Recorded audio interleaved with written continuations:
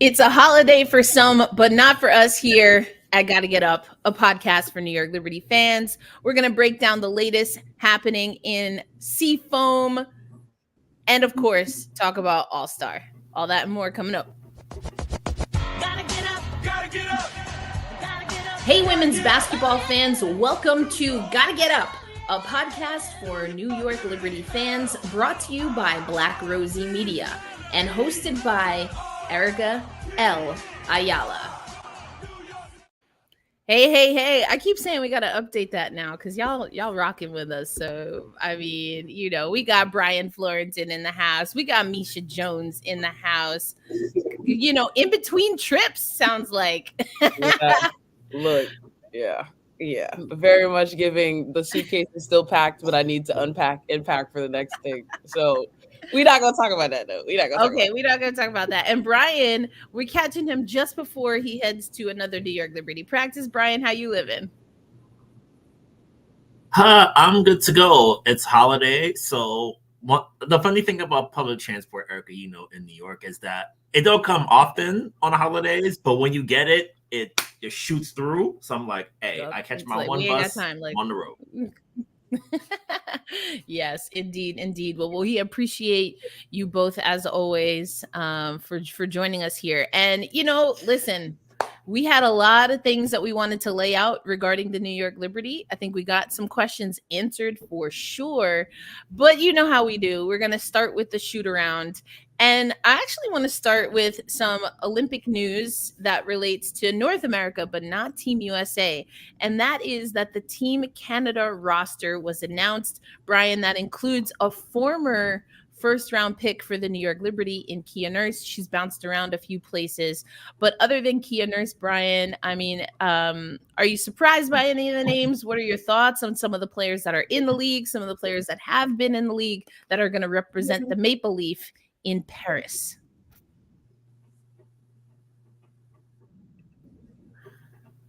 No surprise from me. I think since I'm not super familiar with Canada, it's like, okay, let me just see who's who. Because like Bridget Carlton, we talked about it in the Cup game. She was incredible against the Liberty, and she had another solid outing on Tuesday night. And Aaliyah Edwards, how she plays in the Olympic setting, she's really put together a really solid debut run in DC. So I want to see what it looks like. I have to double check to see what pool Canada's in. I want to really sort of see how she looks like going up against more of the elite players across the world. And I'm really sort of excited to see how she sort of takes what she's done in Washington and sort of operates as like that lead option in a different setting. Yeah, for sure. So I think the interesting thing with Team Canada is you have Bridget Carlton, even Edwards, and certainly Natalie Achanwa, who's not in the league right now, but this will be her fourth Olympic cycle. I think Kia's probably she's got to be on at least her third because Aaliyah Edwards is already on her second. So you see that the Canadian roster generally... It's interesting because I don't know if I want to say, Misha, that they skew younger, that they skew older. I think it's more so that they have more, shall we say, Sue Birds and Diana Taurasi's, in that there's just certain players that once they're in, they staying in until they can't.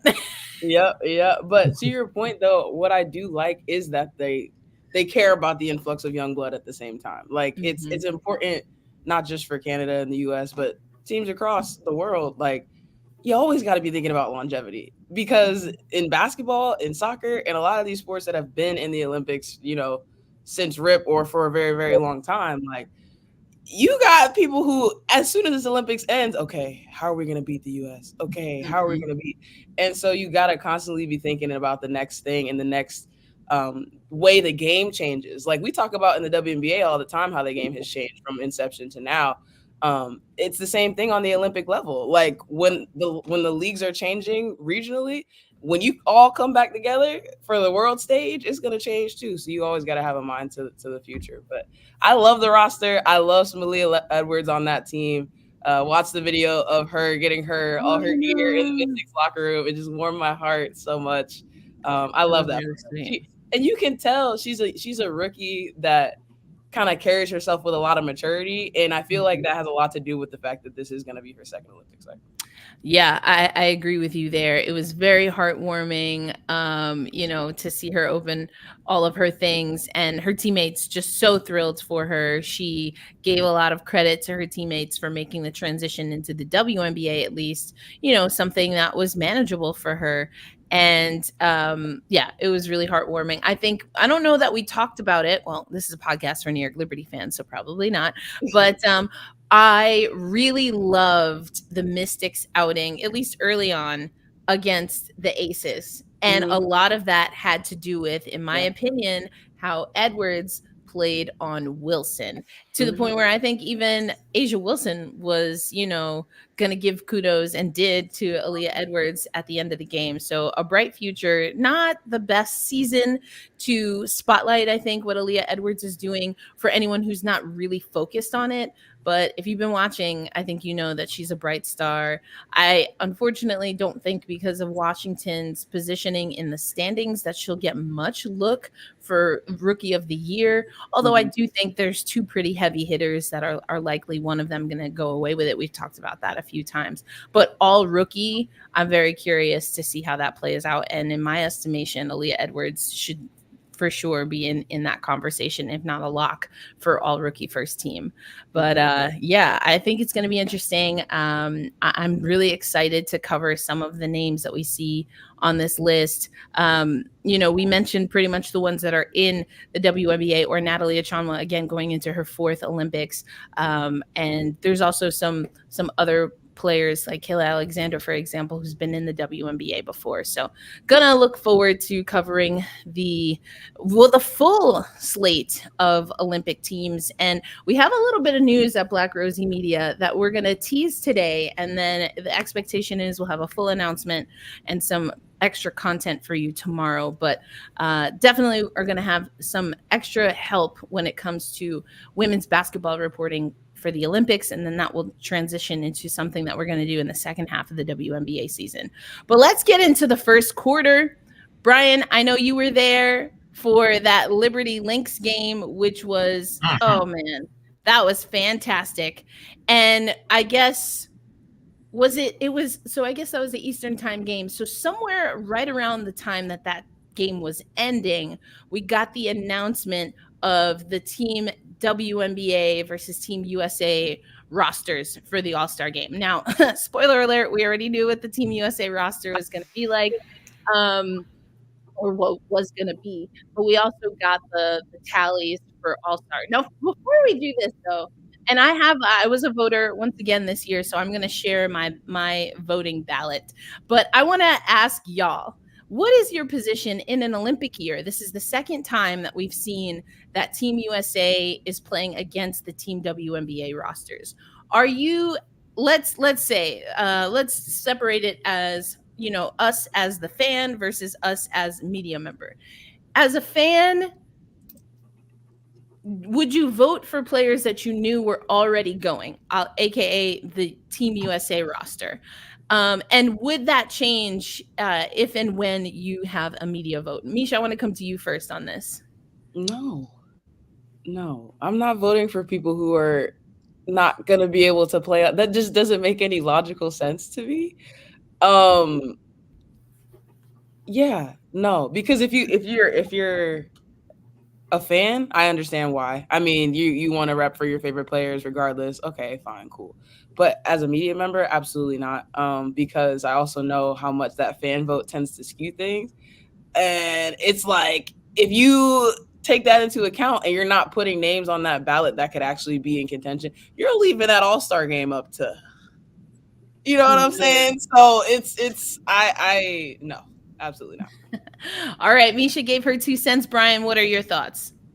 Yeah, I would, since I know that on the other side there are 12 guaranteed locks, it's like, I need to put you in there because you go in there anyway. Let me sort of like, it's almost like how it's like a favorite artist person. Oh, I love the big, like everyone else loves the big singles. Like for the true sickos like us, we love the deep cuts. So it's like, oh, play song 11 on a double album. Like everyone's going up for the big songs. Like, no, really dig into it. Like that's how you do it to really sort of get the most enjoyment out of it.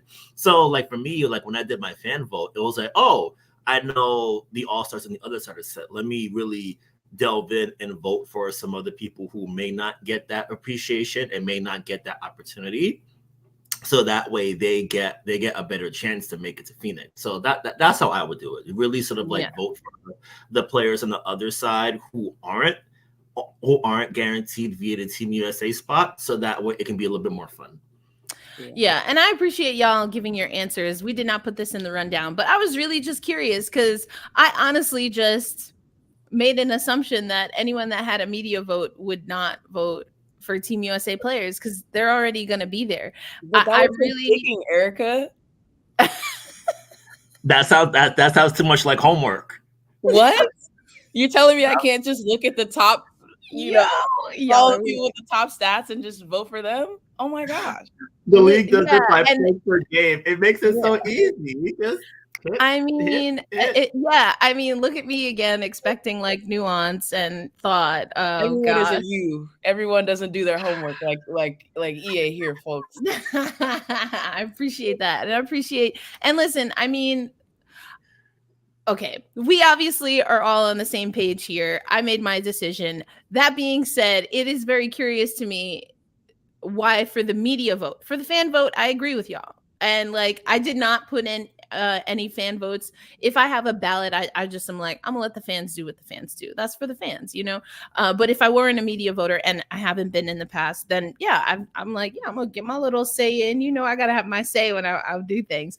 But I thought I understand, I guess, right, because of what everything an All-Star game is, why the WNBA allowed the public vote to be any eligible rostered player, right? Mm-hmm. The curious thing for me was why they even stipulated, or I guess didn't stipulate, they left the field wide open for media. I don't know. I feel like that was really interesting. That it was just interesting. I don't know that I'm mad at it. It just doesn't make logical. Like I'm not gonna get mad over something that to me just doesn't. Like they're already gonna be there. They're already gonna be there. Yeah. Well, we gotta. It's like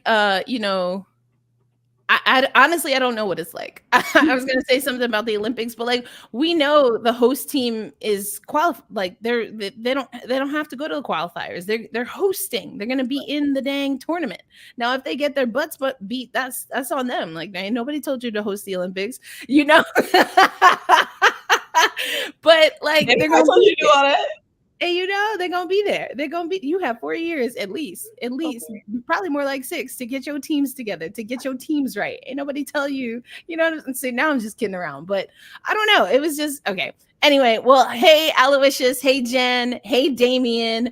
Jen hopped in first, so we want to put this up there. They should have had the voting in 2 separate sections for the fans and media. Truly a fail on the W's part to put all the names together, in my opinion. I mean, I'm kind of with you there. I didn't understand that. Damien saying, I'm glad Jonquel Jones is an all-star. Yes. Teaser to the first conversation we were really supposed to have in the first quarter.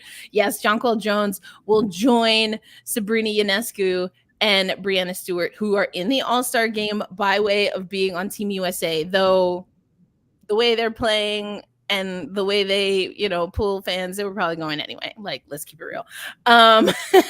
Which is another thing, but there's a bigger question. We're not going to get into it today because we want to keep this cute for a holiday. We know people got things to do, but I'm interested to get your thoughts on how the voting would go in a non-Olympic year if this were one, especially with this rookie class, because how the vote went down, and we'll get into that in a little bit, was interesting. I think the WNBA All-Stars is going to give Team USA a cold demonstration on good, educated, not lame related. Oh my goodness. Listen, we've seen it before. That's how Enrique got her MVP All-Star 2021. Facts. Take a look. It's in a book or on the internet. It's in a book. Ooh, bars. Okay. Reading Rainbow. Come on, Reading Rainbow. Let's go. Grew up on the bar. Let's go. So Jonquel Jones, though, I did think was a good pick. I'm going to address this. because in a minute I'm going to show my ballot. I've already put it up on social media.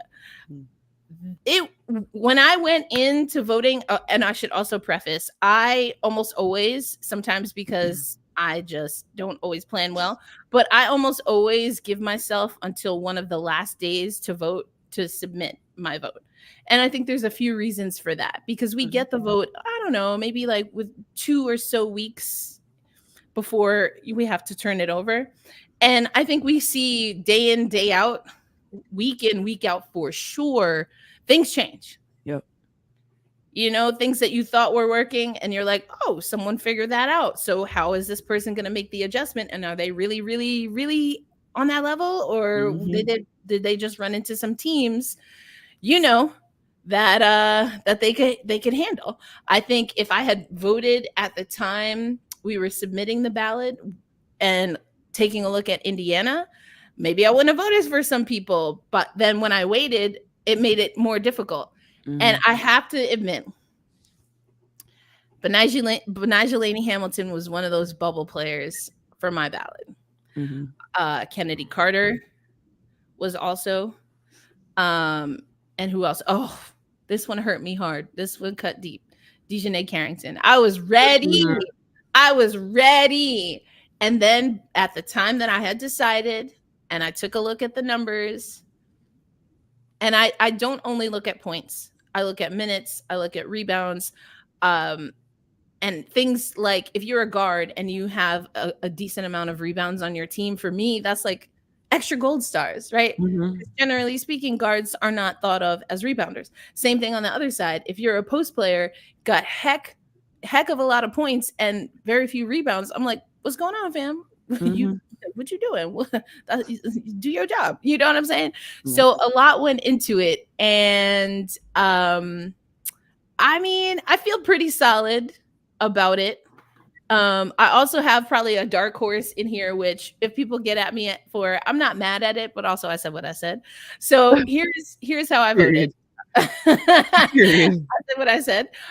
So DeWanna Bonner, I think early out the gate for sure. And then I think got a little bit lost in the sauce. But again, I took a look at the numbers and I felt good putting DeWanna Bonner on there. Tina Charles is the one I'm like, people might not understand that. But again, I took a look at the numbers and the consistency, and Tina Charles be hooping. And again, these are players. I did not preface this. Maybe I implied it.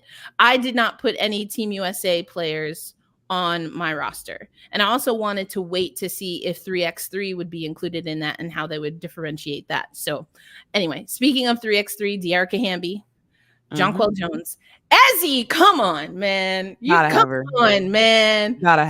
We can talk about that in a minute. Come on, man. Like okay. Angel Reese was on there for me. And then backcourt, like I alluded to, hold on, let me get rid of this real quick, this banner. Backcourt, as I alluded to, was tough. This was tough. But I went with Arike. I mean, I'll admit, Arike was, if among these players for me, and I don't mean it in a bad way because I think her numbers were still there, but I also put Arike on there for a little bit of spice. Because I already told y'all what she did last time she played Team USA in an all-star setting. And so I was like, you know what? You know someone who could put on a show? It's Arike. So, yeah. Kayla McBride, I feel like needs to have more respect put on her name. Oh, man. Like, period. This one surprised me. I'm not even going to lie. Skylar Diggins-Smith. I will admit, I haven't watched that many Seattle games. So that's completely, and I had to honor that bias because what I do is I write down the names that I think without looking at any stats, like going off my eye test. And then I compare that to the stats. And so for me, I think Skylar Diggins-Smith really picked some things up. You know, they got that super team treatment, Brian, early on, but it didn't stick. They weren't under the radar like Vegas and New York last year, in my opinion. So they've been able to figure some things out on the hush. And I feel like, you know, Skylar Diggins-Smith is up there for me. And Caitlin Clark, I wasn't sure when I got that ballot. I wasn't sure if she was gonna make it on mine. Because on another thing, if I had to omit someone, same for the opposite reason, I should say, for Arike. I was like, Caitlin going regardless of what I say or do. You know what I'm saying? Mm-hmm. But for me, it's important to select the best players that are available. And in my opinion, even though they technically were available for my ballot, I just omitted Team USA players. So I don't know. So okay, are there any players that I had on my ballot where you want to be like, girl, what you was thinking? I'm open to it. Let's have a debate. Honestly, I don't envy you because I didn't have a media ballot and I was just like, this is a tough nut to crack. Skylar, I felt kind of the same way. I was iffy on her coming into the season before any games were played. Oh, I was high on her. And then first couple games, I was like, girl, what you doing? And so I'm glad to see that she's picked it up. But that spot to me between Kennedy Carter, between Dejanay and Tosh Cloud, who nobody has talked about. Nobody has talked about her. I went and seen her with my own two eyes twice this past weekend. Y'all. Tosh Cloud should have been on an all-star ballot. I don't know if she would have made the game, but she needed to be in serious consideration because I saw a stat. She has, I think, 10 assists, 10 plus assist games, and the next two players combined have 6.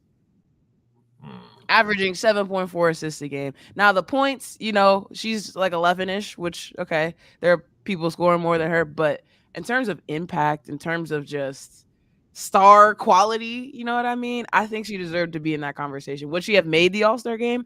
I don't know, but I just want to throw her name out there because, Skylar was on the hot seat. To me, Skylar was a bubble player. You're not wrong. Like I said, you're not wrong. It was tough. Yeah. It was tough. And that was the player. Again, in my mind, I thought it was going to be Caitlin, but it really ended up being Skylar. And I'm not even mad. Like I said, leaving Kennedy and Dejanay off was very, very difficult for me. Woo. Yeah. But their time is coming, though. Their time is coming. I hope they know, and I hope the people who've been watching them know that, because, man, they can keep this up. Shoot, they might be in the All-Star game the next 3 years, something like that. Come on. Yeah. I mean, I like you mentioning Tosh Cloud too. I think we had that similar conversation about Tosh last year when it comes to All-Star, when it comes to end of season voting. Brian, what are your thoughts? Tap in here.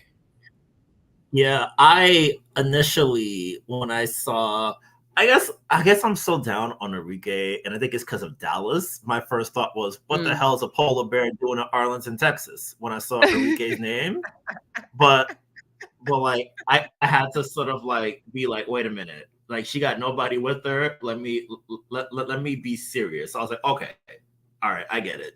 But I love the Tina pick in particular. Like one thing, like Tina was in town a couple of days ago, and she seemed like so jovial and at peace with like her status in the league and like her role as a mentor for up and coming bigs. So I feel like having an all-star appearance would have been not that she needs the validation per se, but it would have been like a nice extra stamp on the resume, if you will, like having a big like her who's seen the league grow and evolve through the years and has been able to adapt to so many different eras. Having her in the All-Star game would have been really fun. So I would have liked to have seen that. Also with Ezzy, man, I'm guessing because I think international players aren't.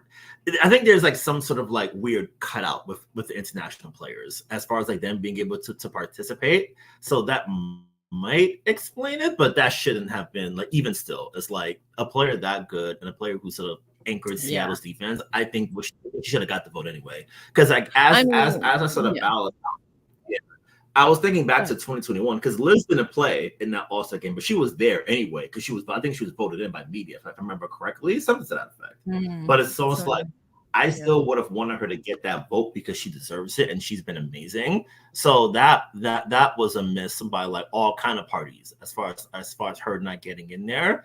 And for my players who were on the bubble,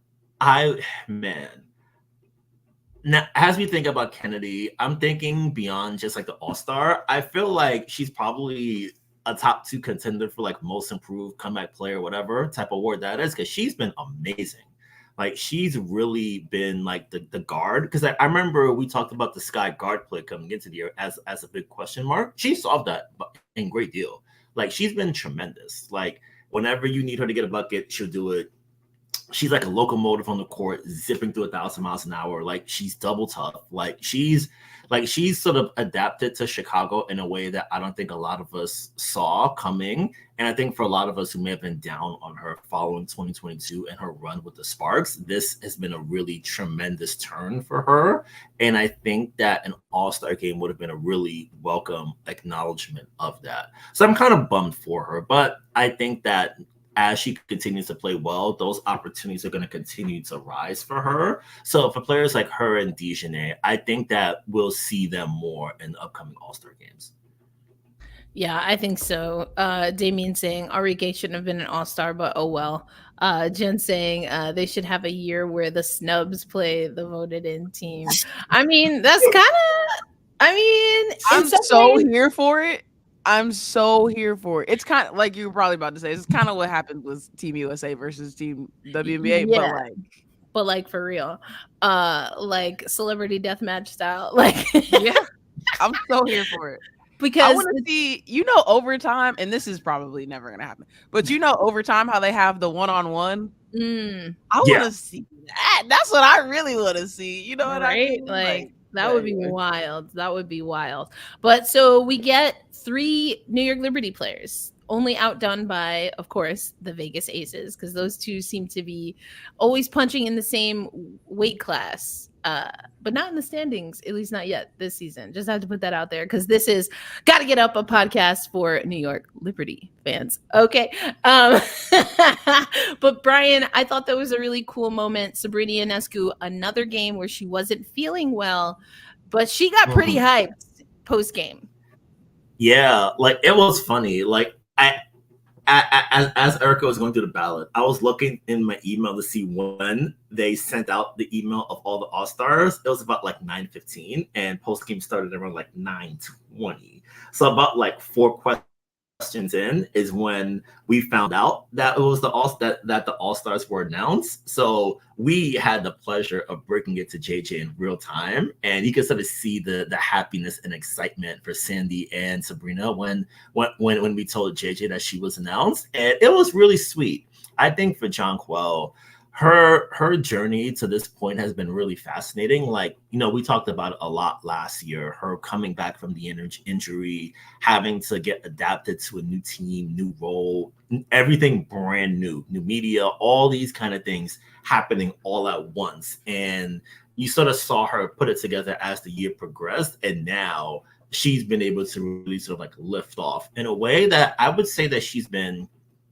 if you had to sort of like rank most impactful players on the Liberty this season, I'd say that she's been the most impactful so far. Like, she's really been the anchor that sort of kept everything together. And, we saw it in the Minnesota game. Yeah, like when she's not sort of like wrecking shop in that regard, it becomes a lot harder for them to win. So I would say that her making it to Phoenix is really a big validation of what she's been doing this year and how integral she's been to the Liberty's success. So I thought that it was really sweet. And I think that, especially for JJ, she joked about it a couple of days ago, but I want to see JJ in the 3-point contest. Like, we need Liberty representation in these All-Star events. Like, we gotta somebody got to make the boss call Kathy, get JJ in the 3-point contest, let her bring the trophy back. You think she will shoot the ball fast enough, Brian? I think she's done it before. Hasn't she? I think she's done it. Yeah, she's. I think I'm trying to remember. She might have. Well, obviously, she would have been with Connecticut because she never did it as a Liberty player. But I think you're right. She's definitely been in skills, and I think she did do 3-point. Few years ago, but I think your question is valid, and you got to get through them racks. And the release for perimeter players, generally speaking, who shoot the 3, the release doesn't never have to be quick because they got the height. Yeah, they just I think of Tina Charles. She just popped that thing. She launches all the way back. That's somebody's whole wingspan. You know what I'm saying? Like, my uncle shoots like Tina Charles. He put that thing on the back of his neck first. Yes, exactly. It's like tap, tap, activate. Yep. Like in calendars with the racket when dude is like. But anyway. Like, oh man, that's crazy. Okay, so the players that actually did get to the All-Star game for Team WNBA. Obviously, we've been talking a lot about Jonquel Jones, Angel Reese, Nneka Ogwumike, Arike Ogumbawale, excuse me, Kelsey Mitchell, Kayla McBride, Jonquel Jones, Bree Jones. Love to see that, to be honest. Dearica Hamby, Leash Gray, Caitlin Clark, Aaliyah Boston, and Dewana Bonner. Now, the top vote getters for overall, Clark was up there, and was it still Clark and Wilson, or I think it was Clark, Reese, and Wilson? I'm trying to. I think it might have been Boston. I think it's Clark. Yeah, it might have been Clark Wilson. Oh Boston? No, you're right. You're right. Boston. Okay. Top 10. I don't know what I was thinking. Top 10 vote getters were as follows. Aaliyah Boston. So the Gamecocks were activated after the early returns. Caitlin Clark, Nafisa Collier, Ka Copper, Dearica Hamby, Sabrina Ionescu, Arike, Stewie, Wilson, and Jackie Young. So of the top 10 vote getters, you have Fee, Ka, Sab, Stewie, Asia, and Jackie. 6 of the 10 top vote getters were already going.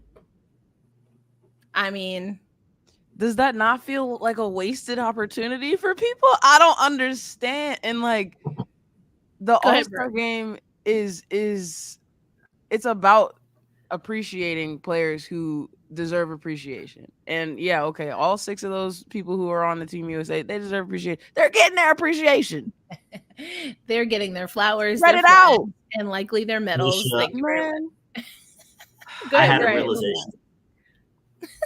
You know how like we tell people, like, you know how sometimes like we tell people we're all white, so all white party, and then there's always like someone who doesn't follow the rules and shows up on like black and green. I feel like the fan voting is like, this is you're only wearing this color to the party, and then everybody's showing up in all kind of stuff. It's like there's purples, there's blues, there's greens. It's like, no, we're doing this one color only. Stick. I'm begging you, stick to the theme. But don't nobody be listening. Hey, like I'm like, do this. No, they don't want to do it. I want to add in here that 12 WNBA head coaches filled the remaining spots for Team WNBA roster. So this was the maybe fail-safe, perhaps. Coaches were not able to vote for their own players. So AKA Sandy Brondello did not vote for Jonquel Jones, but all the other coaches did. Well, some of them perhaps. So the 8 additional players were Dewana Bonner, so not a fan vote. Leash Gray, not a fan vote. Bree Jones, not a fan vote. Jonquel Jones, not a fan vote. Kayla McBride, not a fan, or I guess technically media vote either. Kelsey Mitchell. I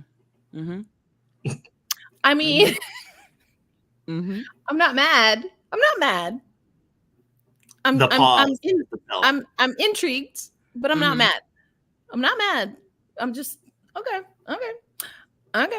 Nneka and Angel Reese. So interesting to see that Angel Reese not coming through the fan vote, which I thought was a little surprising. But you also saw Angel Reese get very emotional when she found out she was going to be an All-Star. Oh, look at Beach's face. Oh, that is the stuff that makes all this ish worth it. Yeah. Moments like that, where, you know, I wish it would have happened without her having to deal with all the BS that she's dealt with. And it's not unique to her, but, you know, she's been in the public eye. People have been saying all kind of crap. So happy for Angel Reese, man. Yeah. So happy for Angel Reese. Yeah, I agree. All right, so that's that. Three Liberty players. But let's get into, I mean, we got Atlanta to talk about. We have Minnesota to talk about. I feel like we're just going to combine these two things because the Atlanta game had me a little bit worried about the Minnesota game at times. And part of that is because of what Jen is saying right here. She left it all on the floor Tuesday. She obviously wasn't feeling well. What was that? Was that a Saturday or Sunday game? I'm forgetting. It was a weekend game. It was Sunday. Sunday. Yeah, Oh, I Sunday. was like, I thought you said Monday. I was like, child, where is my head? I was like, okay. I mean, dang, I was all the way off. But okay, it was a Sunday game. I couldn't remember. A weekend. It was a weekend game. And Sabrina Ionescu not feeling well. And I think for me, like I hear what y'all are saying about Jonquel, and it's not that I disagree. I feel like it's just that what Jonquel is doing and what Sabrina is doing comparative to what they did last year, I feel like Sabrina's popping a little bit more. And so I feel like we maybe hit on this last episode, but MIP, like, I think she's gonna win? I'm gonna keep it a buck.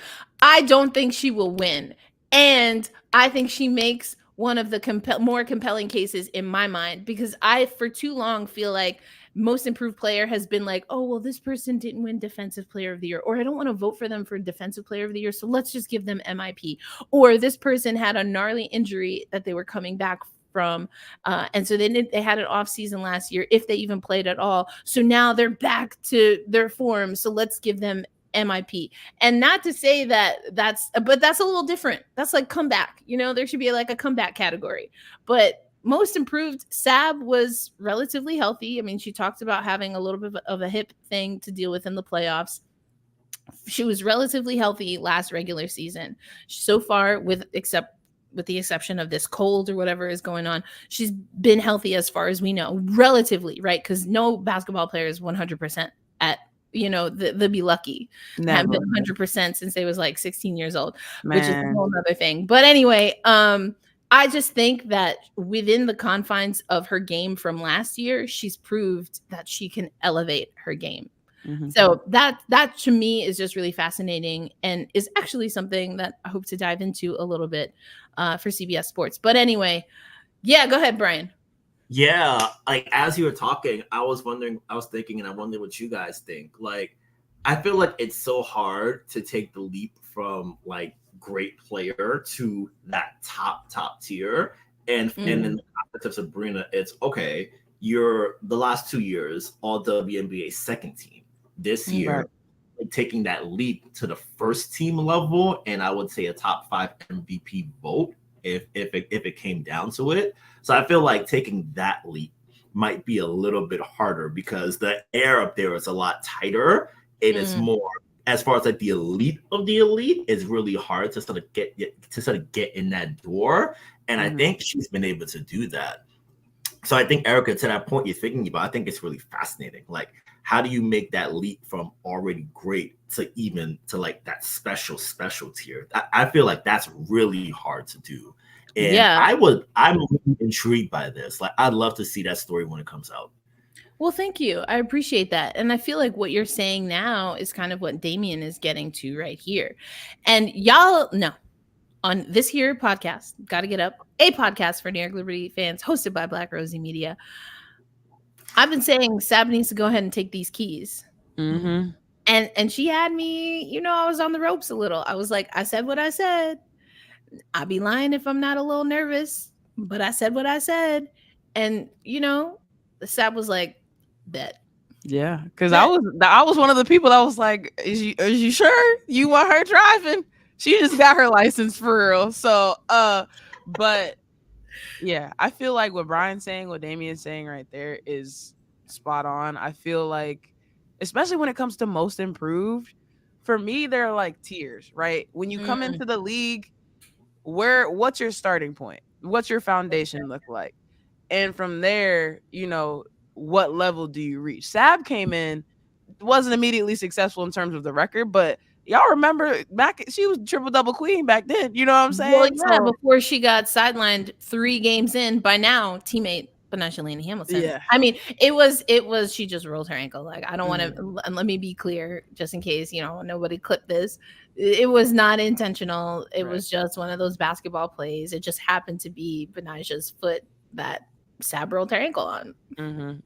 Very unfortunate. But yeah, I guess what I'm getting at is, like, when we think about most improved, we, like every award, frankly, what is the criteria? Are we talking about players who are already kind of in that level that Brian's talking about, that all right, I'm not quite elite, but I'm close, and then make that jump to the elite level? Or are we talking about players who, damn, I'm not sure what you're gonna do in the league, and then end up being, oh wow, you really surprised me. You're giving us more, like I just kind of, I'm always curious what folks' criteria is for that. Yeah, and I think it's not shared. I have been it has been brought to my attention that I am a literal person, but like people said it like in a bad way, and I was like, well, if it's called most valuable, well, you're right.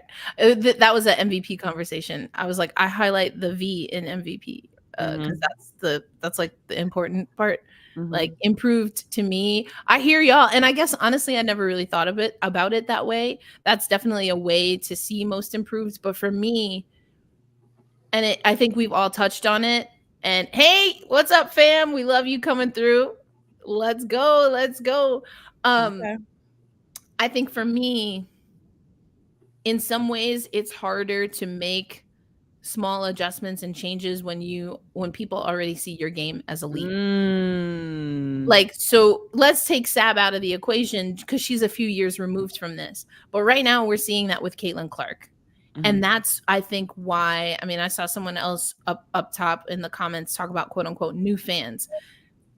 Caitlin Clark transcended NCAA basketball, men, women, Division I, and almost all the way up through D3, because Pearl, put some respect on her name.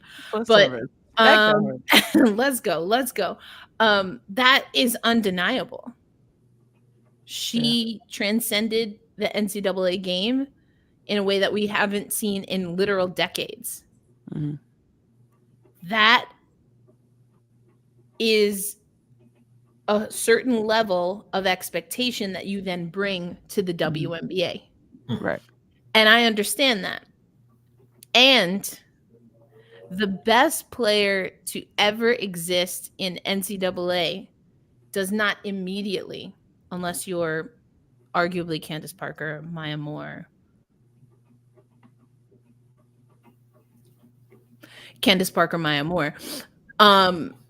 that doesn't immediately translate to the WNBA for a few reasons. One is fit.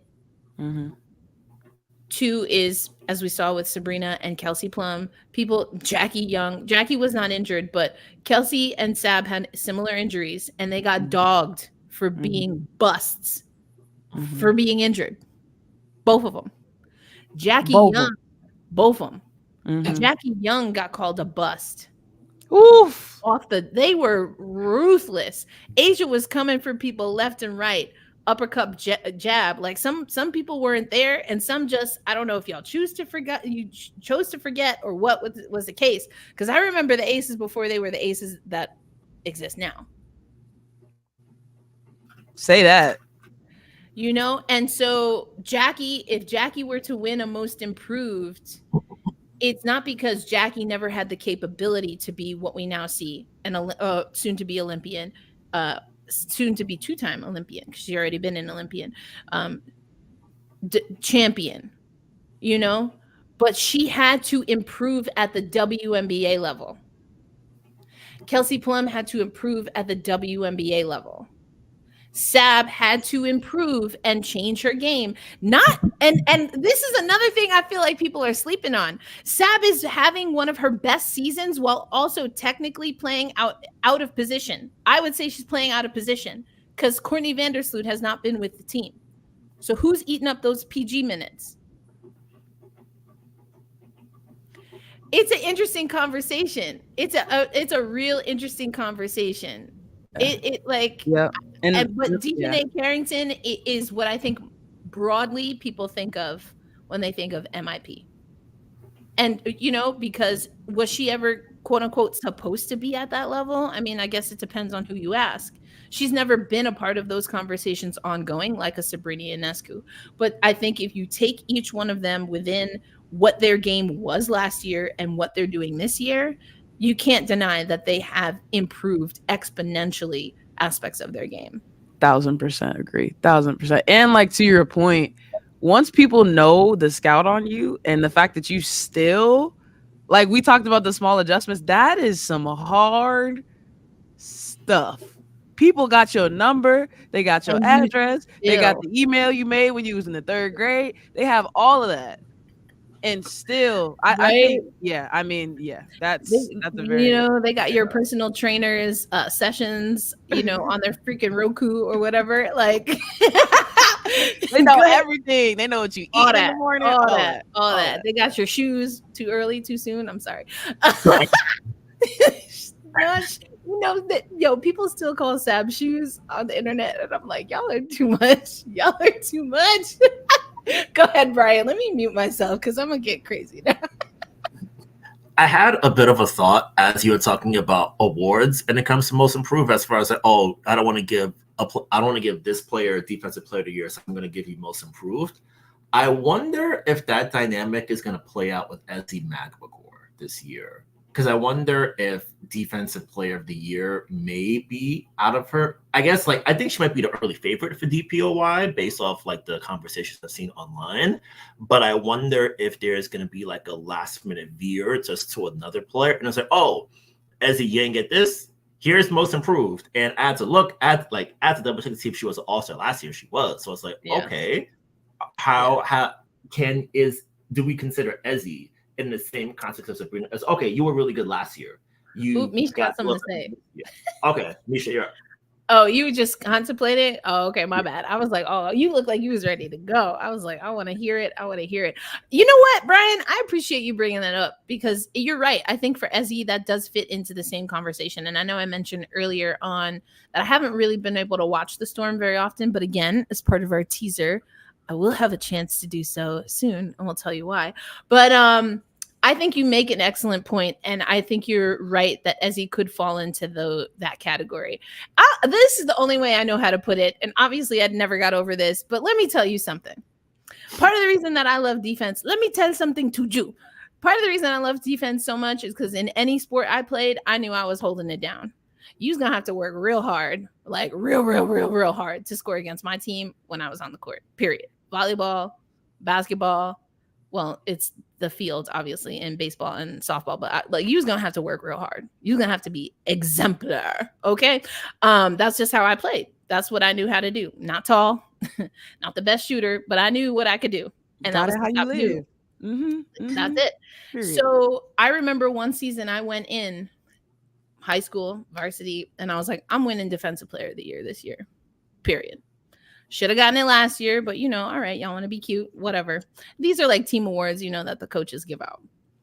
And I was like, I'm doing it. I was the best defensive player on my high school team. And sometimes you fall into a situation where what Brian said, I think, and what we've all alluded to is true. There's somebody else that does things above average, right? And you want to make sure that you honor them. And there are some things, this is why I hate when people don't take defense seriously. There are some things that are just a little bit hard to quantify. Yep. Defense is obviously one of them in every sport. So you can be a little vague when you give defensive player of the year. You can be a little vague, especially if you feel like things are tight.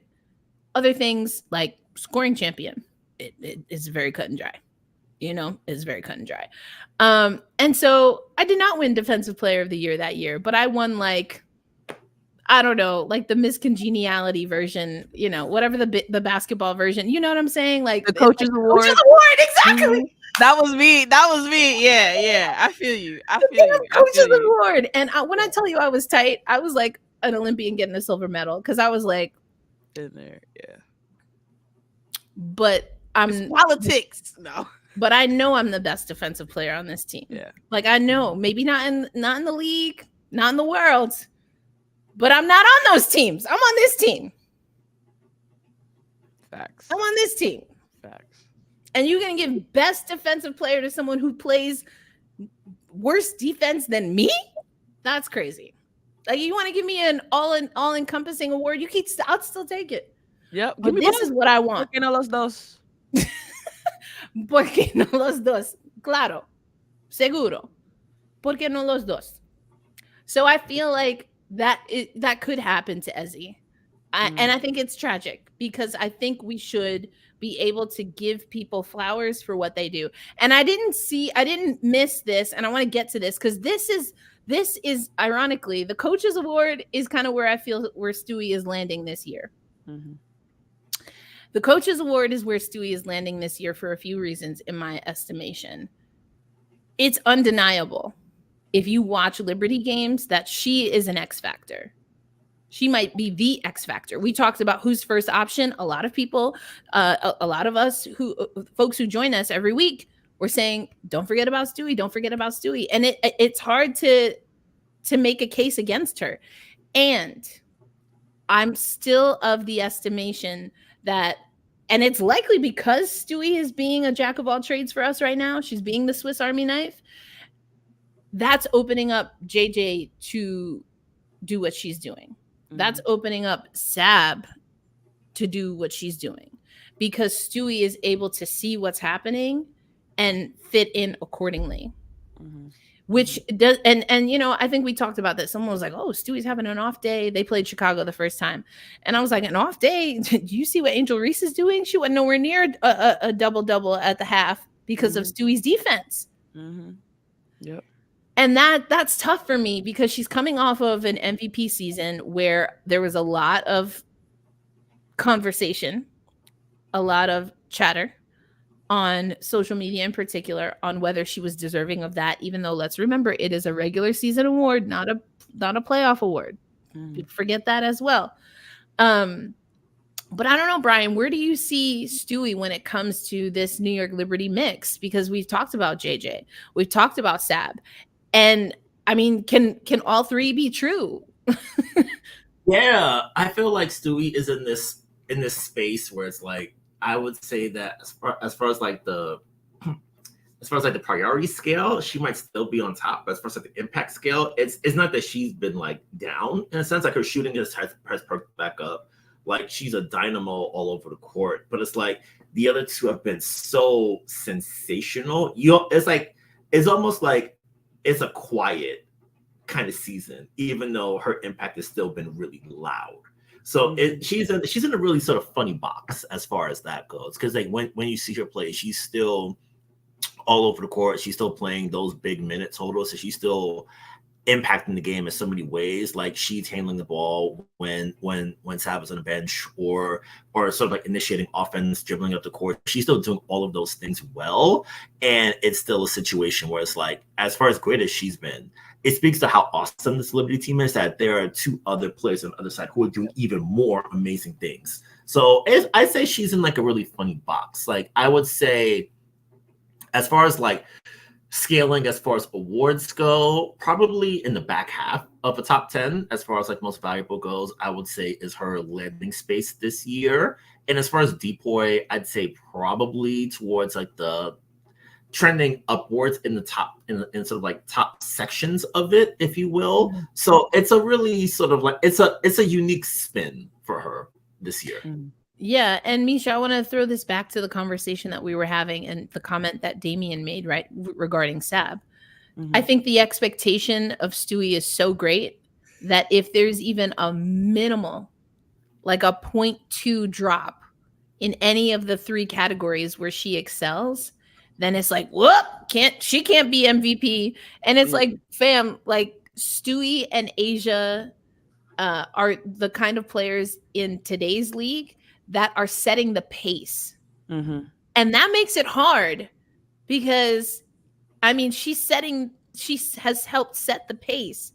And so any drop in her numbers is noticeable even as other players are catching up. Like, I feel like that could be a little bit of what's happening here as well. Yeah. I think that's spot on. I think, like you said, when you come in with certain expectations for a player and, maybe the points aren't exactly what they were, then that's the knee-jerk reaction. Obviously, Stewie is still a freaking hooper, so don't get it twisted. All right, people. But I want to point back to what you said. You called her a jack of all trades. And you know how the saying goes, you jack of all trades, you master of none. And I'm not saying that's the case with Stewie, but I think Actually, perception-wise, there's like a longer part of that. I gotta there find is. the whole thing, but okay. There anyway. is. And it Don't be hits the standing on us, jack of all trades, folks. Like we be doing what we gotta do. fact. Yeah, we get it done.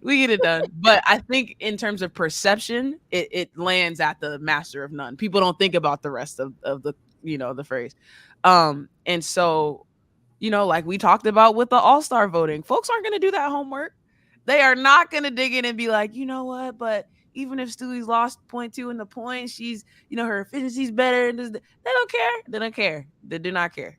And so I think that's the tough part for her. And I think the fact that Aloysius is asking, like, don't forget about Breanna Stewart kind of epitomizes the whole conversation here, because we can't forget about JJ. We can't forget about Sab, because that's kind of in your face. Whether or not it's right, whether or not it feels fair, all that stuff. Hey. But fact of the matter is Stewie's still a hooper.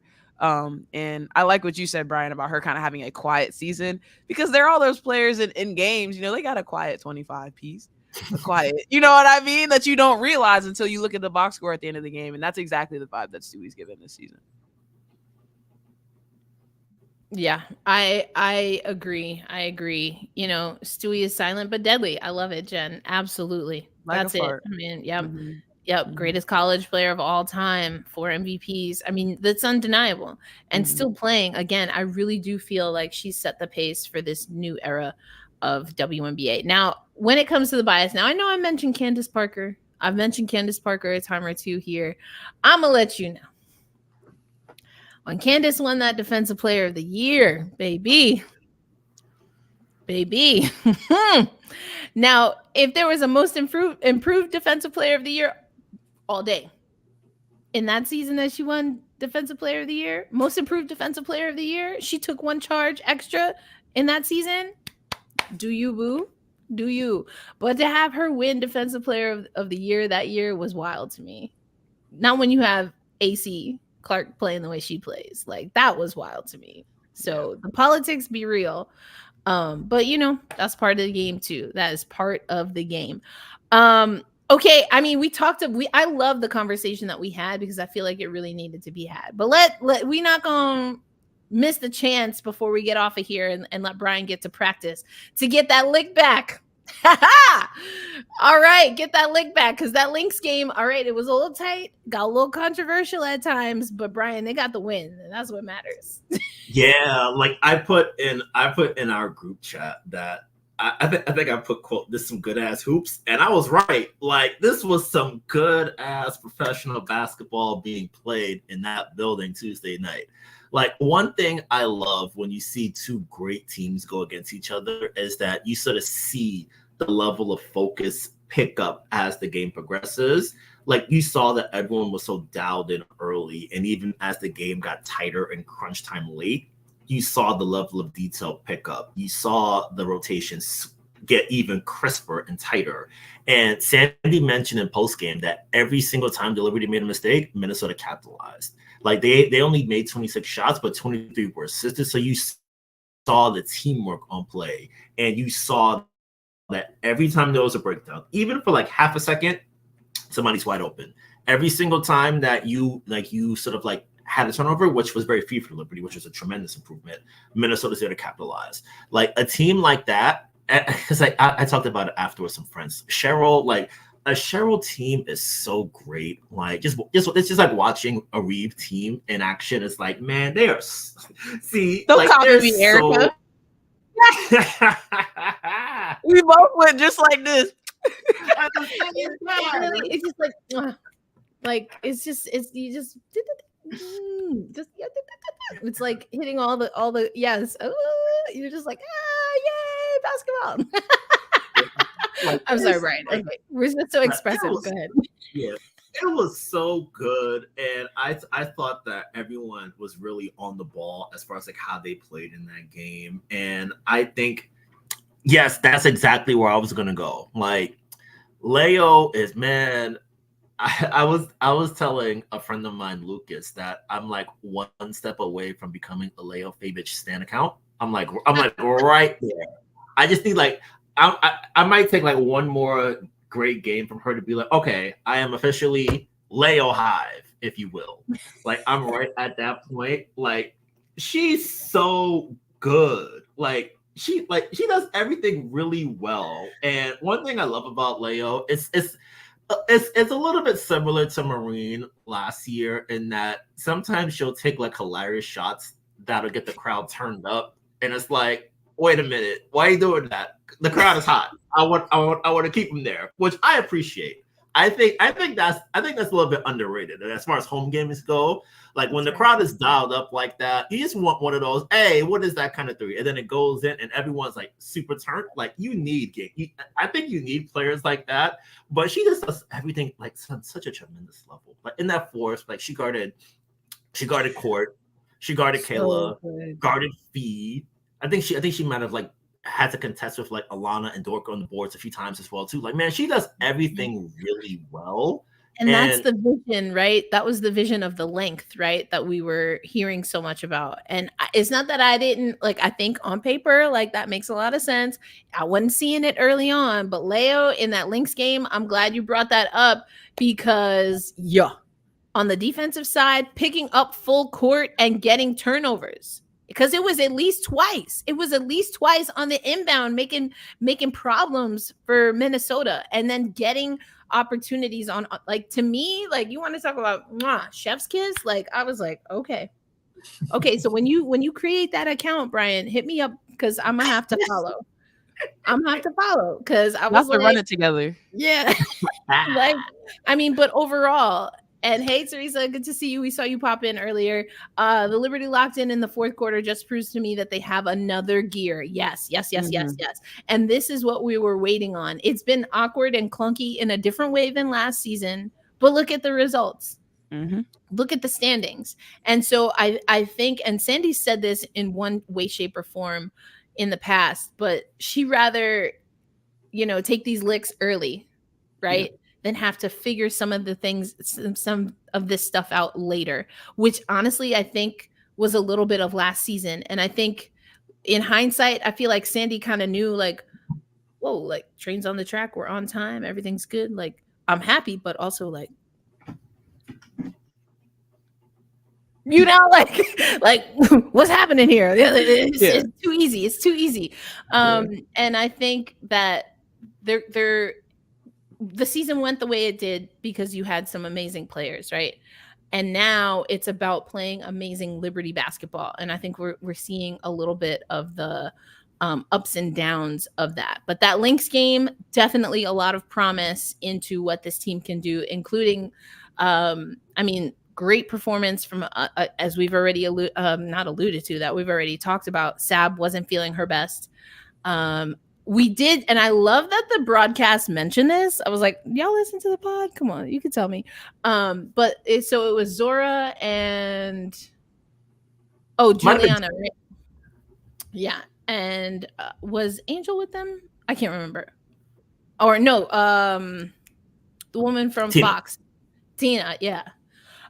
So they talked about on the broadcast that instead of trapping JJ, the Lynx took that double team to Stewie and tried to get Stewie out of the game.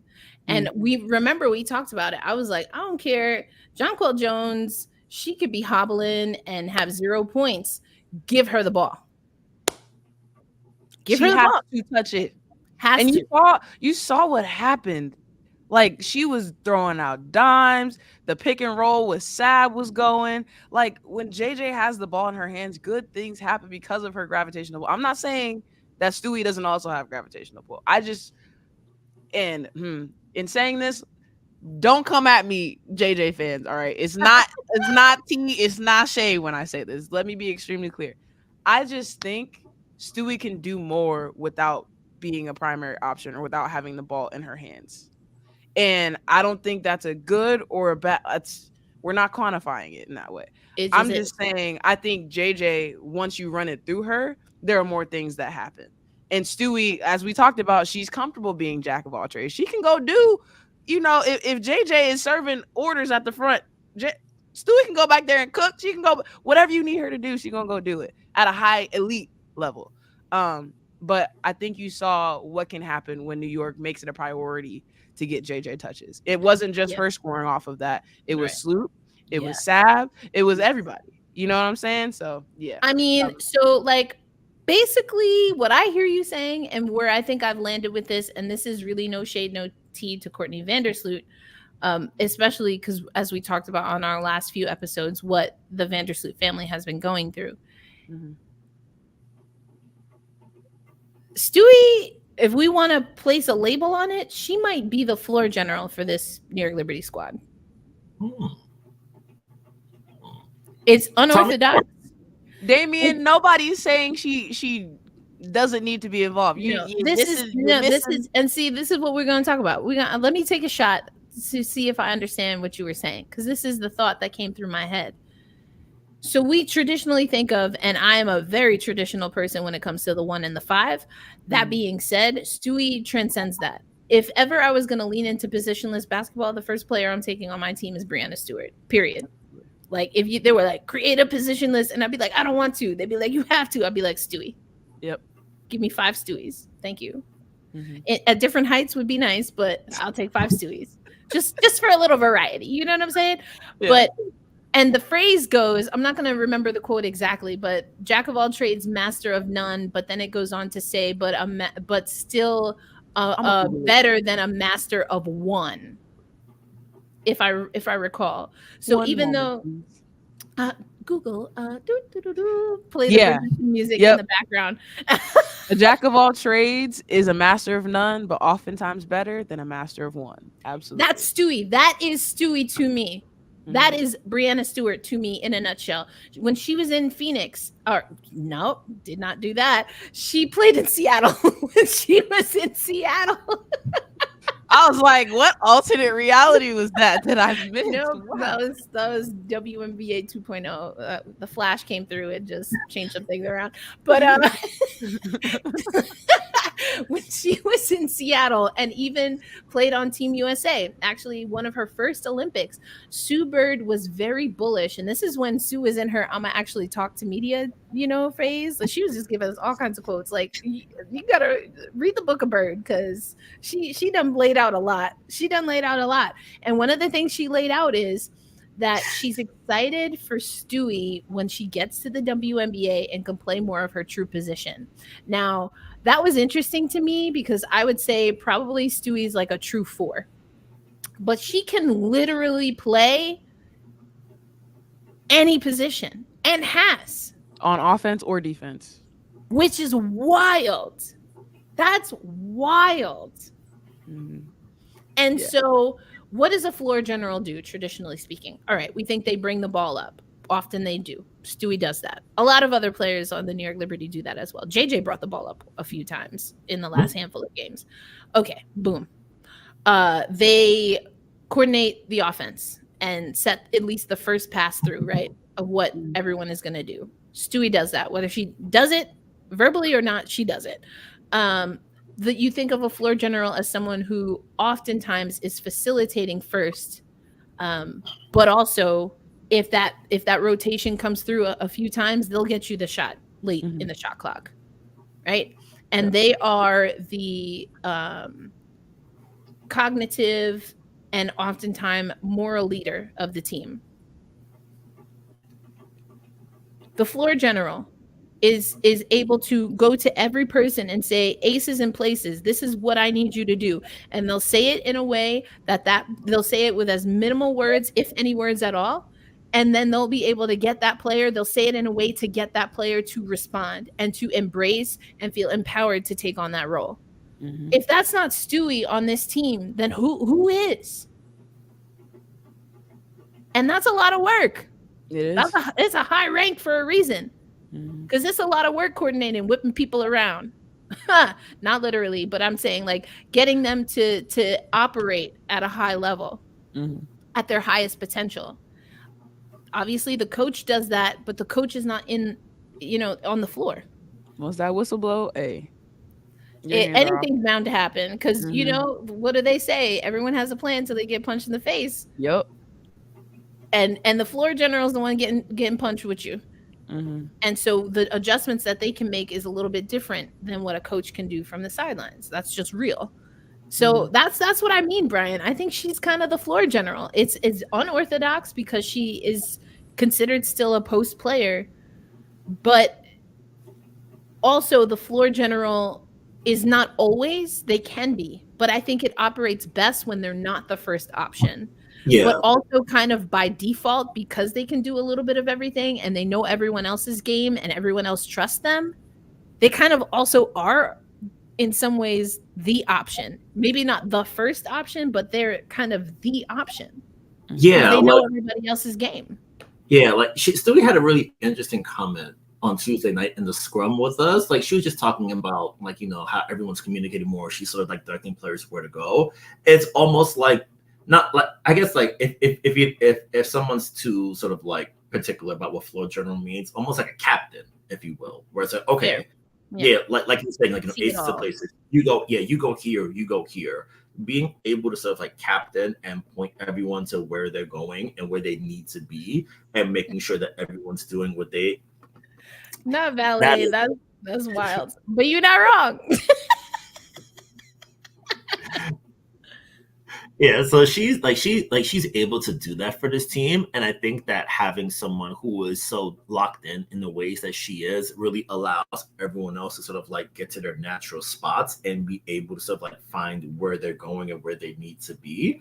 And I think that especially as the team starts to sort of like experiment more with lineups now that they're almost back to full strength, you Yep. can really start to sort of like press different buttons because you know that okay, I can have Breanna just like captain everything and make sure everyone else in this new combination is really where they need to be. Because, like, for example, in the game on Sunday against Atlanta, I think this was the first time that Sandy's rolled out. I think it was Sloop, Leo, KB, Stewie, and B. That might have been like the first time they've run that combination all season. And then they cut that Atlanta 11-point lead down to like 5 at halftime. And then they pulled away in the second half.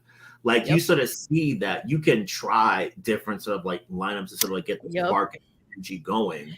And that's what And Jen had said earlier. I just wanted to come yeah, back to this. I was happy to see Sandy willing to try multiple rotations. To your point, Brian. yeah, like there's a optionality and versatility here that we just didn't have last year. Like if you wanted to compare, like I feel so weird like getting at a team that went like 34-6, but it's like this is a better team than last year. And you sort of see it in the versatility and optionality that they have. Like you have like players like a Berg who didn't play early, but now she's playing. It's like, okay, like I remember seeing it was like, oh, I could just like when I need KB, I just like get her and then she'll do what she needs to do. So she's playing now, doing what she does. Like Thornton was an incredible starter, and as a bench player, she's still pretty solid in her role. Like we've seen Leo Bridge. take the leap in June. Yeah. Yep, Leo's taking the leap in June. Like you know when Niara was healthy, she was giving good minutes. Like everyone who's been on the team has had those good moments and good pockets. So you're really able to sort of like I think for Sandy you can try different things out because you know that you have like your big three are anchored with Sav, Stu, and JJ. Like if you have like one or two of them out on the court, they can really make sure everything is going where it needs to go. So you can sort of like maneuver and adjust around the edges while still having your base set, and you can sort of flow off of that, and everything will sort of spring forward from it as a result. Yeah, I like a lot of what you're saying, and it's taken me a little while. And I would say I'm probably not as like all in yet with this roster as you are, Brian. But you're definitely bringing me along to see the greater vision. And I was joking when I was like, "Give me a team full of Stewies, but just like with different sizes, heights." That meaning, and I think I'm not going to be. I want to make it clear, like this is not a team full of Stewies, not yet. Mm-hmm. In the what we were saying, the ceiling, right? It's not like, and that's no shade, no tea, as Misha would say. But I mean, as we talked about, Stewie has set the pace, in my estimation, for this generation of WNBA. So to say that it's a team full of Stewies in that way, it's not. But in a way where it's selfless, fluid, smart basketball within what my skill set is, in that way, it could be a team full of Stewies. And it wasn't until I heard Brian really going through everything, Misha, where I was like, okay, all right, maybe I'm starting to see it. Maybe I'm see the starting to vision a see little it. bit. Because what did the Liberty need last season? And Jonathan Kolb talked about it. Sandy talked about it in those exit interviews, Brian, that you and I were at. And then we talked about it throughout the offseason when we were going player by player. They wanted more athleticism off of the bench, in the backcourt in particular, and to be able to utilize that bench. Now, and I actually tried to ask Jonathan Kolb this. I think you might have been in that scrum, Brian, but I was like effectively saying the moves for the New York Liberty were not flashy. They weren't. Like, and so if that's the game, if you're trying to win points in that category, they didn't. And I kind of was trying to ask Jonathan, what is the balance between doing something that's going to bring attention? Because we got to, I mean, that's it. This is an entertainment business. Yep. Period. At the end of the day. Right. And right. Well, a lot of what we were been talking about is 1 year versus the next, and then also versus expectations. And I think honestly, that's where Damian comes in the chat a lot. The expectations for the New York Liberty are not like any other team, for a lot of reasons. For the market, for the reason they've been here since the inception of the WNBA, because they had early success, at least in getting to the finals, in getting to the playoffs with some consistency. And then there was a harsh drop off. Mm-hmm. And now the expectation is, how is that team going to get back, right? Mm-hmm. And so with all of that, so the New York Liberty has to deal with all of that. But they were very insular. We talked about them moving in silence a little bit, getting quiet and quietly getting better without having to deal with, oh, this is a bust of a super team. Because nobody's talking about a super team, super team role players. Nobody did all that, myself included, when this Liberty roster was put together. I was like, I don't know about all that.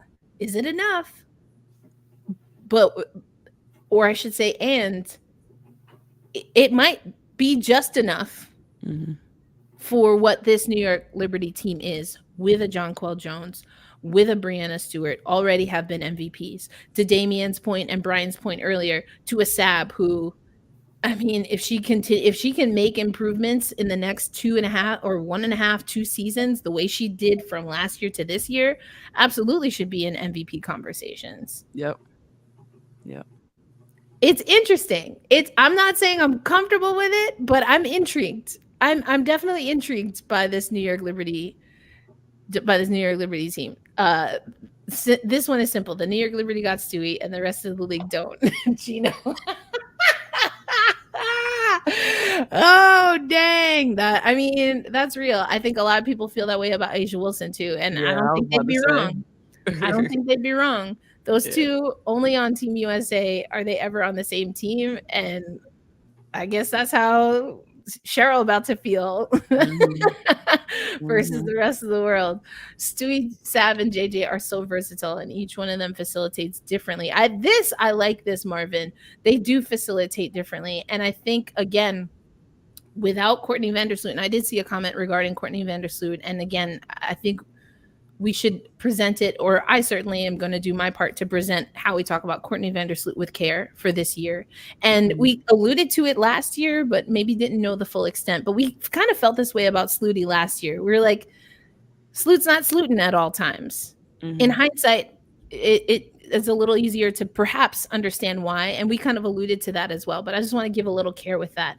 But we also talked about that a role for Vandersloot on this Liberty team could very well be coming off of the bench. And I don't think that means anything regarding her game.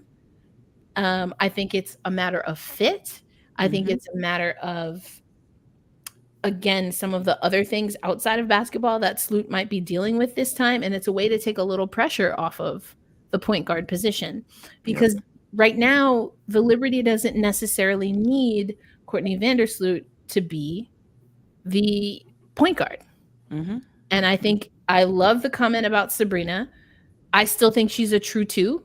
And arguably, that the New York Liberty, if and when they get, and they decide, I should say, on a floor general or a PG, whether that's the same or different, aka Stewie kind of being the floor general,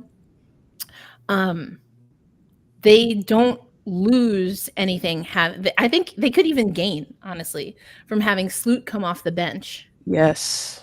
And letting all these other versatile players like Marvin talked about facilitate the crap. And then you bring in a true dime passer off the bench. Yes. The vision is so clear. And to your point, it's not a knock on Sloot. It's just when you think about having a point guard on the floor, who has the ball in their hand most often? That point guard. And after all that we just talked about, all three, JJ, Sab, and Stewie being facilitators, everybody can't be doing that job. You already got three people who are doing it in different ways. You add a fourth on the floor, and I think that's the problem they ran into last season that I personally was, had some thoughts about, was you don't know who they want to go to because they all want to go to each other. And so I think, not removing Sloot from the equation entirely, because you need her to come in with the second unit. You need her to help keep things organized in the flow of a game where you can't afford to let another team go on a run in a league like the league has been this season. But yeah, I mean, point guards chew up a lot of time with the ball in their hands. And for this Liberty team, that might not always be the best thing. And if Sloot, if you want to keep her in the starting lineup, but you want to take the ball out of her hands a little bit more, where, it's a hard question to ask, but where is she giving you value in those kind of situations? She's, she might hit a three for you at the end of a shot clock. Okay. But outside of that, Sloot's not necessarily going to go find hers off the ball. Like, she's a point guard. You shouldn't expect her to do that. So yeah. I see the vision. Yeah. And Sloot would be, the beautiful thing about Sloot too is she would handle it well. Oh, I believe so. There would be no ego. There would be no pride. It would be okay. I agree. That's what y'all need me to do. Bet I got you. I'm gonna do it to the best of my abilities. I agree, and I think Sabrina has opened herself up to being a little more versatile. And again, it's not that she didn't have those capabilities before. I try to, especially if I haven't spoken to a player, to be cautious about using the term confidence. I think it could be a little in there that she needed the confidence to be able to manage the floor at this level. But I would have to talk to Sab about that. I don't want to put words in her mouth. And again, like, I'll just talk from my experience. I don't like nobody talking about my confidence if I ain't talking about it. Facts. Like, you think I'm scared? Like, let me think I'm scared of you?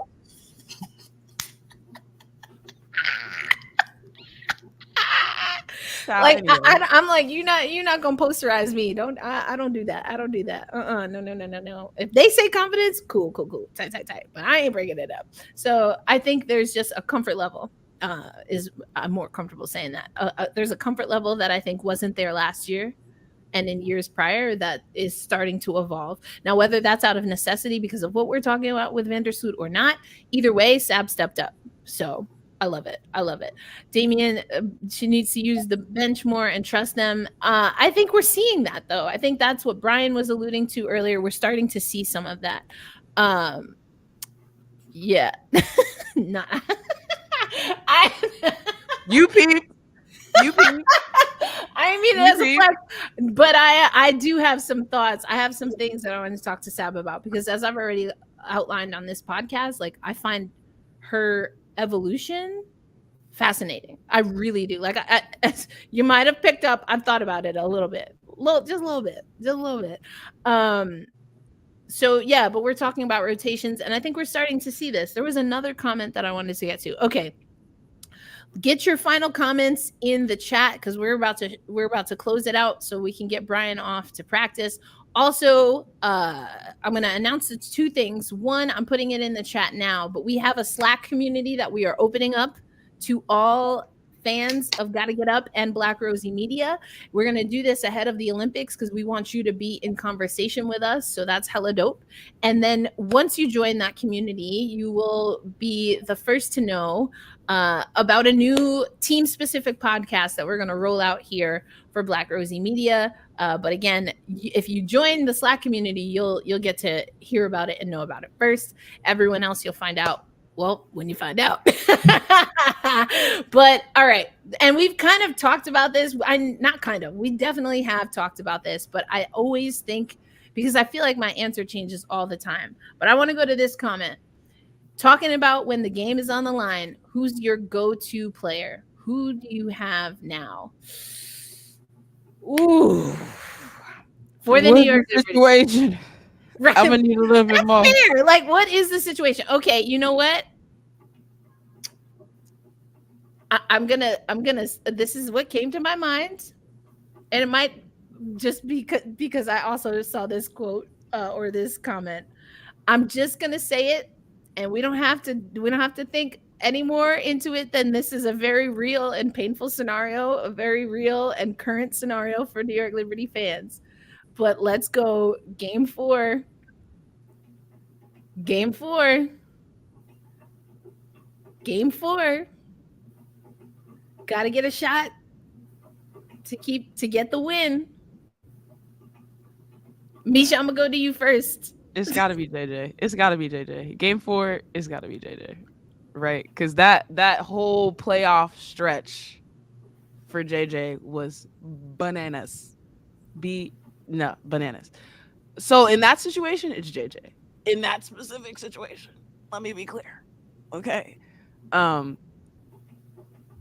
Yep, that's my story, and I'm sticking to it. That's my story, and I'm sticking to it. Okay. All right. So, Brian, what are your thoughts?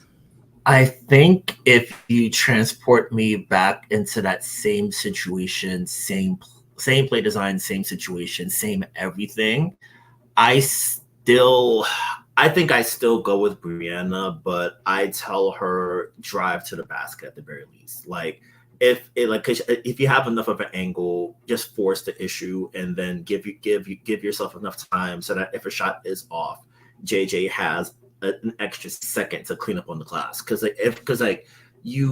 I still want to put it in her hands because I still trust her that much. So I would still be like, Stewie, make something happen, and then we'll figure out the rest on the backside after you get it up. I'll let y'all go first because I honestly don't know. I set us up. You were trying to buy some time. See, that's messed up. That's messed up. In that situation, I think, you had to have either JJ or Stewie touch the ball. Mm-hmm. The kick out, I mean, Sloot got it. It is what it is. But if in an ideal scenario, that kick out would have either gone to B or Sab for me. Yeah. And this has nothing to do with the conversation we're having right now, but I just want to plant the seed. I want to see more JJ Stewie 2-man game. Ooh, I'd be down with that. I'm good with that. I'm more than good with that. Because again, it goes back to what we were saying. I think it was Marvin, right, who said that the three of them can facilitate. Yeah. Okay. So if we're in the same situation, a game 4 at any point in the playoffs this year. Oh, I'm saying Sab.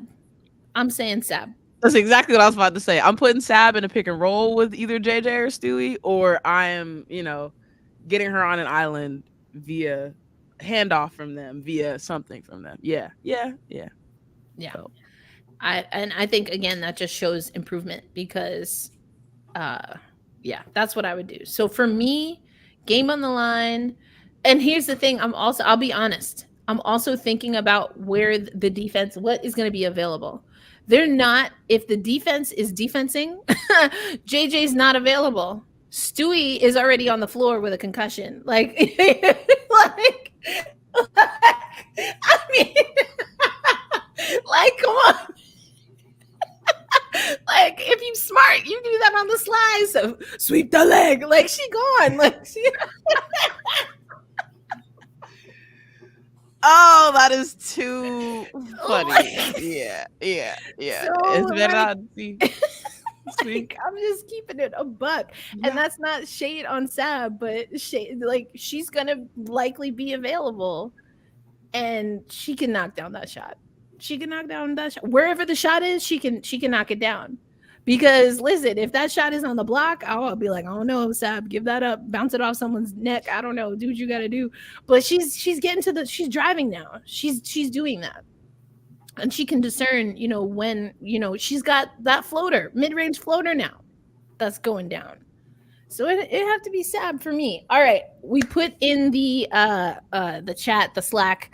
All right, Damien, you've been saying this, so I want to get to it. What are your thoughts? 17-3. I mean, it's okay, but not impressive. Did the standings change since I was on here? Let me just. I just want to make sure. I just want to. Oh no. Okay. Yep. Still the New York Liberty. Still the New York Liberty at the top. Tough New York crowd. Liberty are 9-1 in their last 10 games. The New York Liberty are one of two teams on a 5-game winning streak. Can you guess who the other one is?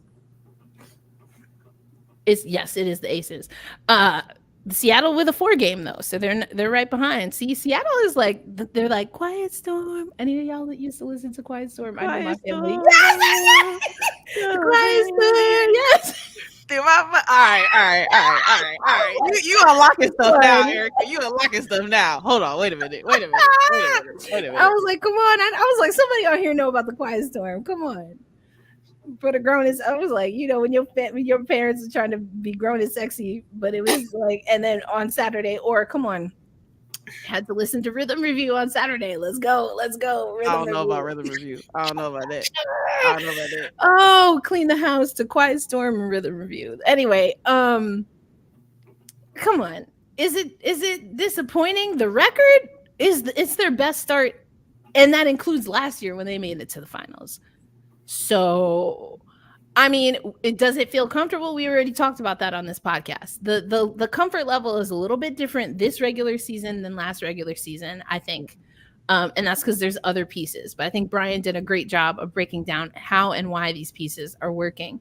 Oh, I love this. It's not a question, but it's a comment. You got a mention from Cynthia Brunson on the last Queens of the Court pod. Hey, her government out there, Cynthia. But yes, that's dope. That's dope. Cindy's been cool. Thanks, Jen. Appreciate you. And then, this goes to T's question. And, can they win the championship this year? Yes or no?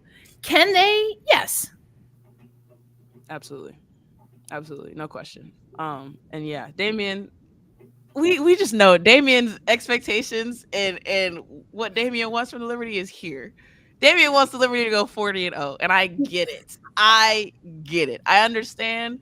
They need people to push them. And so if that's who you're going to be, I appreciate that. But Damien, they the number 1 team in the league. Let them. It's about to be the Olympic break. Let them have this. All Yeah. right. I mean, I think we know what Brian's answer is, but Brian, can they win? I think I know what your answer is, but I'm going to ask you a different question. Will they win? I'm going to say yeah.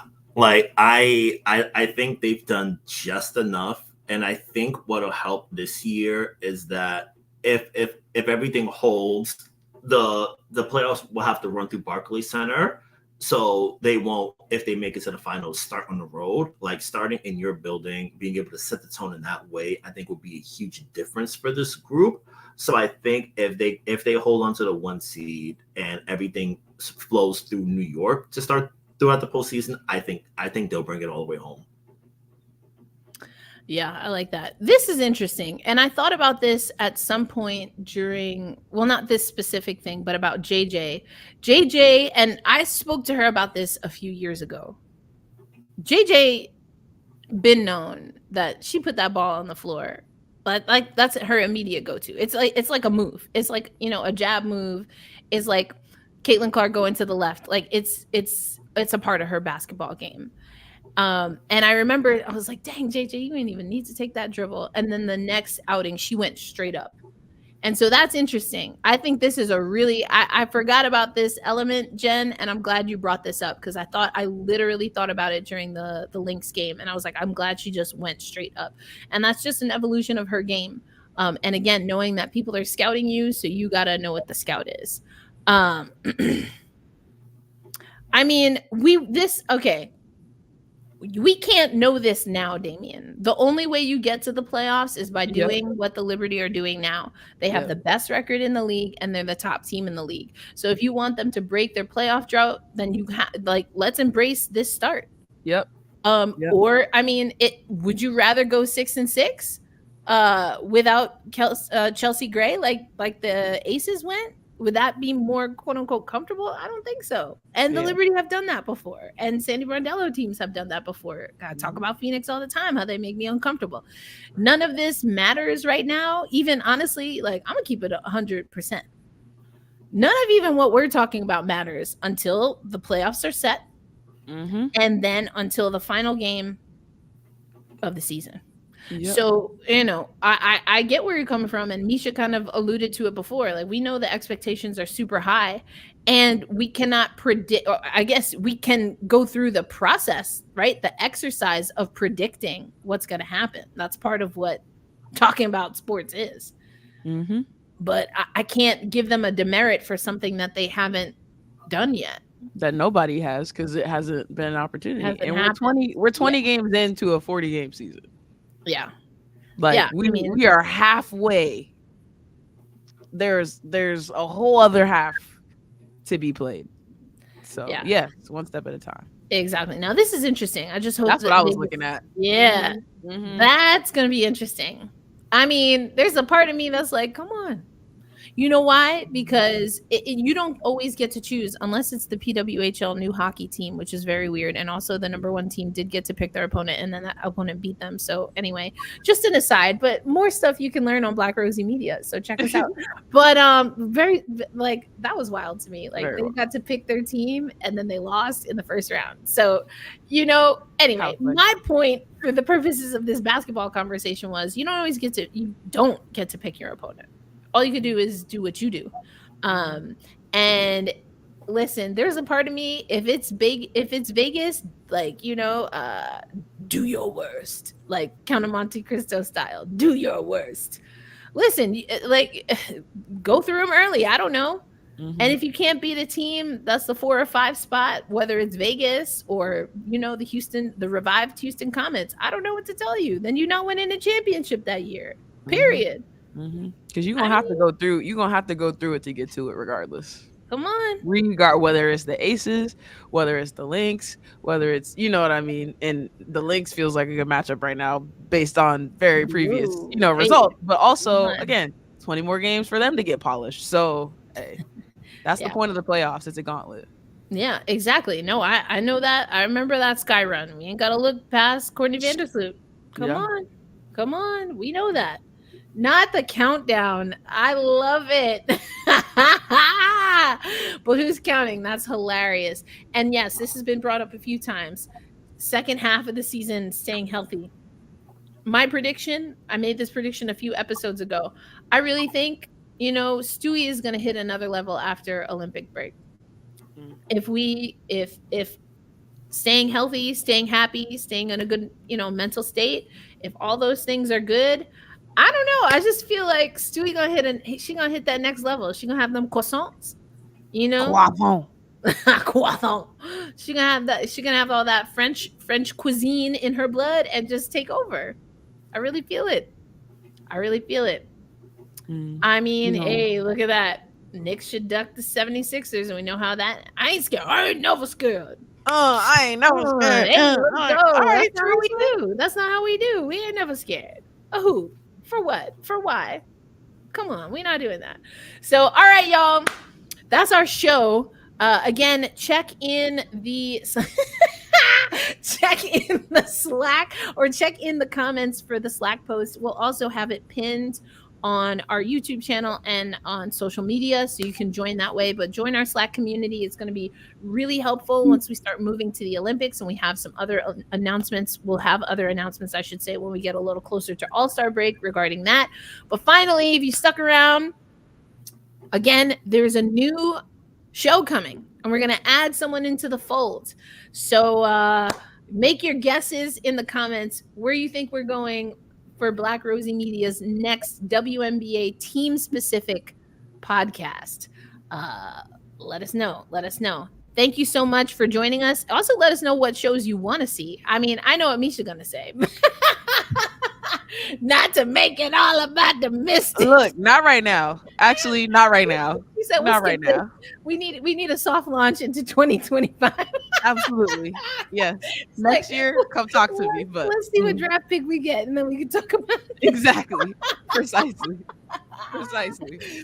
Oh man. All right, Brian. We'll have fun at practice. We look forward to following up with you. Misha, we know, what are we, 13 days now from the new podcast? We are 13 days from the launch of Good Game with Sarah Spain. If y'all don't know, I'm producing a podcast with aforementioned Sarah Spain, women's sports podcast, daily podcast. Hey. Okay, so we are going to be covering all the things: WNBA, NWSL, PWHL, college sports, soft, all of it.